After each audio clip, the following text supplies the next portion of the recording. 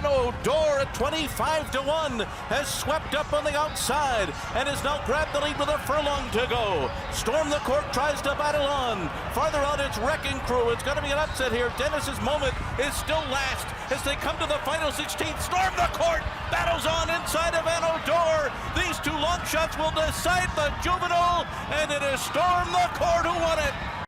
Welcome back to another 2020 Kentucky Derby profile here on Racing Rundown. I'm Eric DeCoster. In this edition, we will be discussing last year's 2-year-old champion, Storm the Court.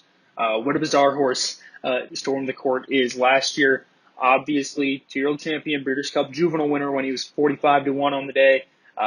Before that, he had one race he wasn't able to finish the Del Mar Futurity, third in the American Pharoah. Broke his maiden that first asking at Del Mar. Truly one of the weaker 2-year-old champions we've seen in recent history and really throughout time. There were not a lot of good candidates for the award last year, and we know it's weak now, especially he's 0-for-5 this year, and he's ran some really puzzling races on the dirt. And we'll talk about it right now. Storm the Court, obviously we just went through his 2-year-old campaign. Well, he started this year with a disappointing 4th in the San Vicente. It wasn't even favorable on the day. That kind of just shows you how the public has always viewed this horse. For a horse, a 2-year-old champion, to be making their first run of their 3-year-old campaign and not to be favored, it was justified. He was 4th in a group of 6 behind Nadal and a couple of decent sprinters on the day. Then he returned. People thought he might have bounced back, going back to 2 turns in the San Felipe. He was beaten 6 lengths by Authentic and Honor AP, 2 highly regarded horses coming into this year's Derby. Went out to Arkansas for the Arkansas Derby on May 2nd, which was the original Kentucky Derby day. 6th out of 9, beaten 12 lengths behind Nadal, King Guillermo, Fennec the Fierce, a couple other stakes level horses. Well beaten. A month and a half later, Ohio Derby, 3rd, beaten just under 3 lengths behind Dean Martini, who not a grade 1 level horse. South Bend was 4th in the the Travers a couple weeks ago. First start for Belmont that day, and he was 2nd in the Ohio Derby. But that's not a doctor level Derby horse if he's not able to finish top 3 in the Travers this year. So weak horses. Well, they decided to change things up. They run him on the grass in the La Jolla. This is a horse with the grass pedigree, being by Breeders' Cup Mile winner Court Vision. And second out of 8, improved, definitely visually improved that day. First time running in the top 2 all year behind a very talented turf horse and Smooth Like Straight. And from there, you'd imagine he'd go to a race like the Del Mar Derby.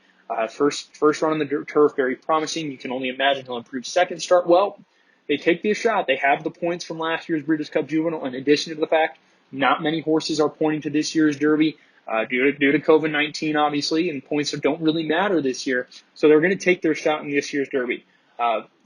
This is a very rare circumstance to see a horse coming from a turf race straight into the Derby. We've only seen it 4 times in the last 30 years, since 1990. We saw it with Arazi when he did it in the early 90s.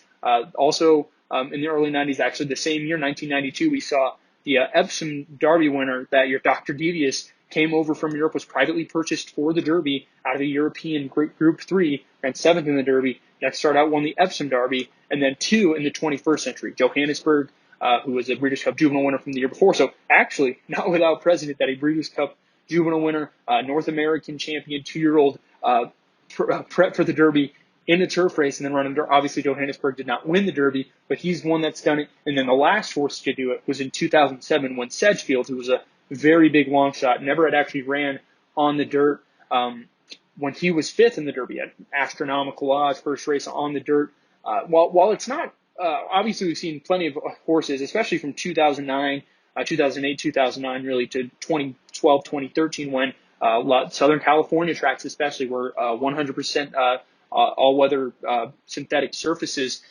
That's when we really saw a lot of horses who had never ran on dirt take their shot in the Derby. Horse like Animal Kingdom worked out for them very well. First run on the dirt, they win the Derby. We saw a couple others throughout the years take their shots and not run horribly, but this is the first time really in the points era since 2013 that we've seen this circumstance, a horse coming from a grass race into a dirt race. Now we know obviously this horse has dirt ability, but it's just a gigantic anomaly to see this horse in this race off of that race that's a 2nd in a grade 3 at Del Mar on the grass. Yeah, I mean, obviously this is not your typical 2-year-old champion, not your typical Breeders' Cup Juvenile winner, especially in the last few years. Obviously, early on in the Breeders' Cup's history, we saw a lot of Breeders' Cup juvenile winners, a lot of 2-year-old champions, not at all get into the Derby conversation and run in the race, or they'd come into the Derby as long shots, or they'd flop in the Derby, whatever circumstance. Well, in the last 5 years, we've seen a massive shift. I mean, massive. American Pharoah, obviously the first one to really, he kind of got it back going, won the 2-year-old championship, then went on to win the Derby. Nyquist followed it up the same year, British Cup juvenile winner, then taking the Derby. 2017 even, we saw a good run from Classic Empire. 2018, Good Magic was second in the Derby. And then even last year, 2019, Game Winner, one of the best horses in the Derby, probably finishes better, maybe even wins with a better trip. So 2-year-old champions have been historically last 5 years, I should say, very strong in the Kentucky Derby.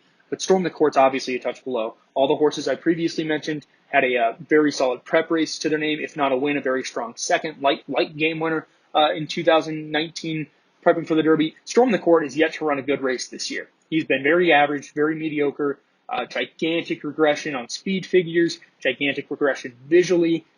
In addition to knowing that Breeders' Cup juvenile field was so very weak last year, there's only one horse who's really put together a strong race from that 8-horse field last year, and that was the Japanese horse Full Flat, who went out to Saudi Arabia and won the Saudi Derby. So obviously, the form from that race is extremely weak, and that's this horse's only graded stakes win, his only stakes win, his only grade 1 win. And I don't even want to add up the numbers on the combined margin of defeat in his 5 starts this year.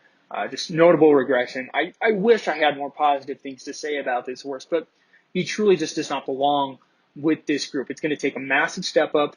It's not like the pace favors him anymore. He's going to get a new jockey for this first time. Peter and trainer.